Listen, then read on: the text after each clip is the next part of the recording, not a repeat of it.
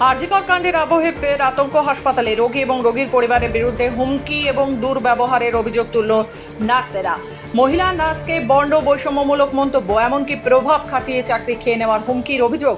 আরজিকরের চিকিৎসকের মতো পরিণতি করে দেওয়ারও হুমকি দেওয়া হয়েছে। ঝগড়া লাগিয়েছে, তো আমরা দৌড়ায় আসলাম, এসে ওয়ার্ড বয় দাদা আমরা সবাই এসে দেখছি যে ঝগড়া হয়ে গেছে। তারপর আমরা এখানে এসে দাঁড়ালাম, তারপরে গ্রুপ ডির দাদারা জিজ্ঞেস করতে গেল, তো আমিও গেলাম। ওখানে গিয়ে আমাকে বলছে তোর বাপের হসপিটাল? ও বলছে আমার বাপের হসপিটাল। তারপর যে তুই তো দেখতে আদিবাসীর মতো। তারপরে তোর মনে নেই যে আরজিকর ইসে কী হয়েছিল?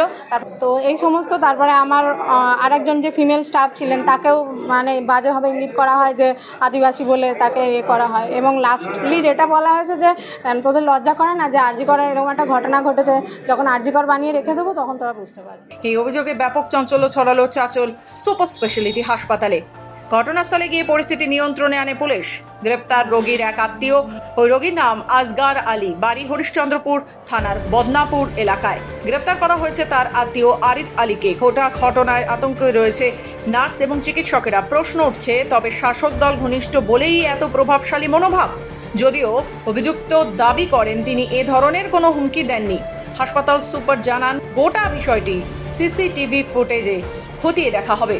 তদন্তে রয়েছে পুলিশ। মালদা থেকে পার্থ প্রতিম দাসের রিপোর্ট, খবর বাংলা।